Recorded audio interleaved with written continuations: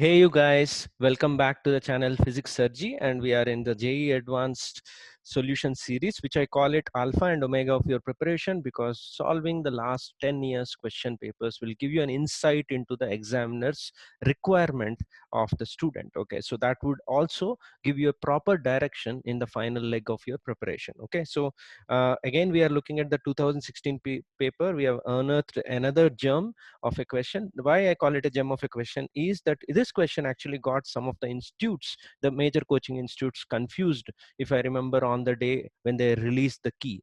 Okay, so it used to be an offline paper, so the question paper used to come out and we used to have actually a session where all the professors used to sit and solve the paper. So we were quite shocked when we tried to cross check our key with some of the major institutes. We saw 2 or 3 of them actually give a wrong key, and even now I have checked in one of the major institutes which I don't want to name. Their solution is still the same. So let's see what's the correct solution. Okay, so the thing is, he has given 2 resistors, 2 galvanometers, and asked for the arrangements that make sure that the combination gives you maximum voltage range and maximum current range. So in case you are seeing the question first time, I would request you to pause here, try to go through this question with an unbiased mind and try to solve this within maybe 5 minutes is the max time that you can actually look forward to give it. Okay, so here's the formal wording.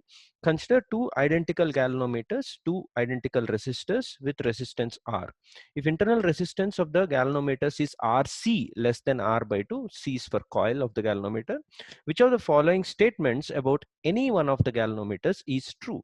Okay, right. The maximum voltage range is obtained when all components are connected in series. That means he's talking about connecting all the galvanometers and all the resistors are connected in series. So maximum voltage range is obtained when 2 resistors and 1 galvanometer are connected in series, and the second galvanometer is connected in parallel to the first one. Okay, right. And C option, the maximum current range is obtained when all components are connected in parallel.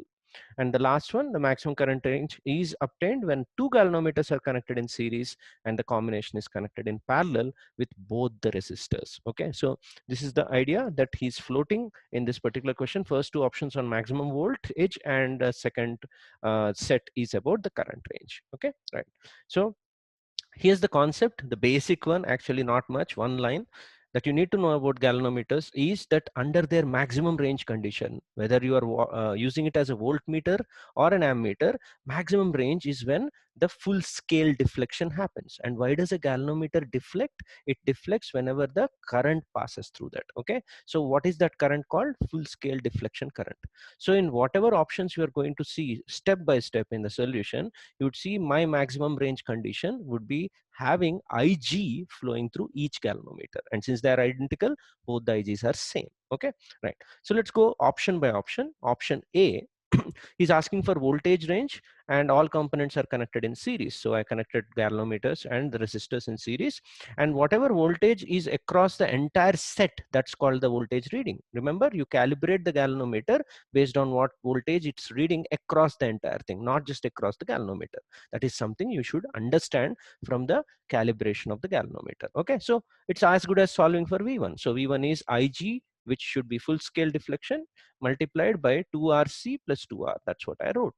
Okay, so please remember, whenever you're trying to check across options, we need to care about RC less than R by 2 condition that he gave in the question. Okay, so this is the expression. I'll keep it aside. I'll check with option B. In option B, the condition was slightly, this is the thumbnail that I just pasted. I was not going to draw it again. So the thing is, in this condition, 2 galvanometers are connected in parallel and this set is connected in series to the resistors. So whenever these are now showing the full voltage reading, Ig should be separately flowing through each one of them, which means this branch out and the 2 Ig actually flows through these resistors.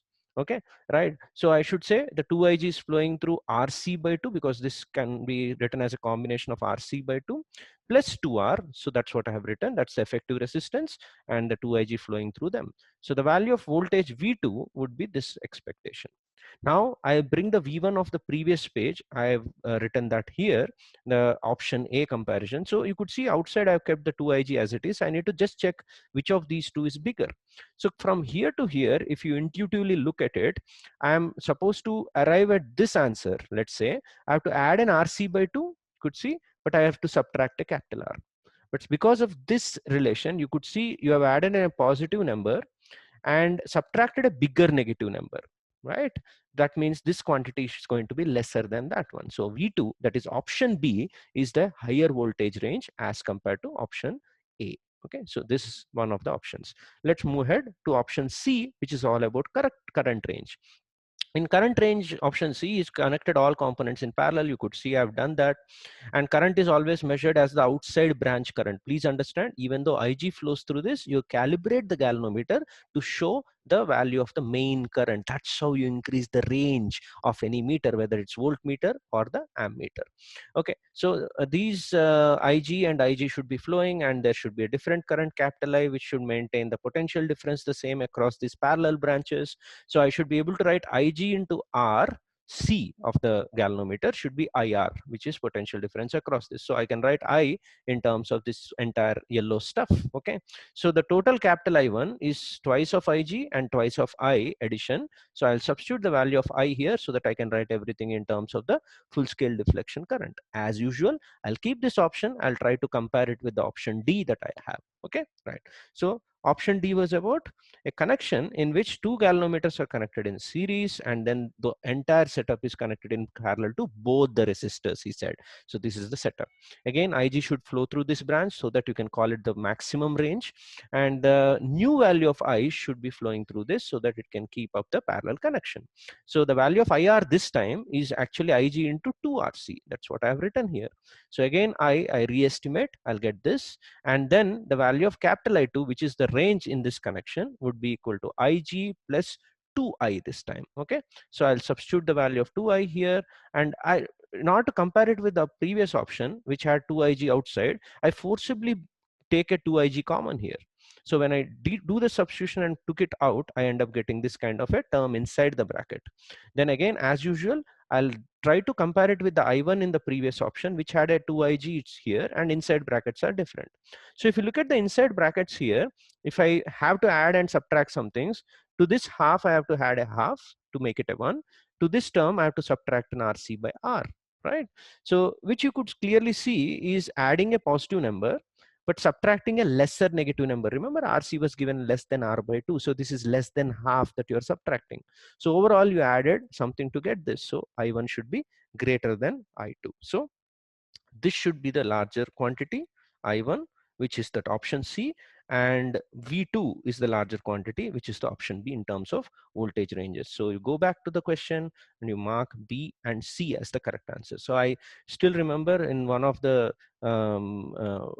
keys that I saw, there was options of series and parallel, that is A and C are given. I think that option is still there in their archives, previous JEE solutions and all that. So please make sure, in case you have made the mistake, this is the concept, and also how to measure the voltage range and current range when galvanometers are given in series parallel. This is a very important concept. Okay, right. I hope you enjoyed this calibration of galvanometer and the solution that we did. And if you want to like to go through the rest of the series, right, please make sure you go through the link of the playlist in the description below. And I keep saying, please make sure you solve your previous JEE advanced papers. They'll give you the real insight of what is actually required for JEE advanced. Don't solve too many bombastic questions, highly tough questions in the last 1 or 2 weeks, and that would unnecessarily derail your preparation. Okay, so I hope you'll do well, and please make sure you like, share, and subscribe, right? So I forgot to put that page, right? So here it is, and thank you, and see you in the next video.